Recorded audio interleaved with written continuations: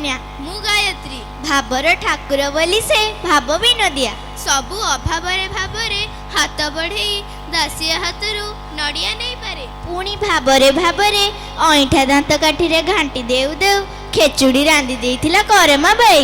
ତା ଅଇଁଠା ଛୁଆ ଅନ୍ନ ତ ମହାପ୍ରସାଦ ହୋଇଗଲା। ଆଉ ସେ ହାଣ୍ଡି ହୋଇଗଲା ବାଇ ହାଣ୍ଡି।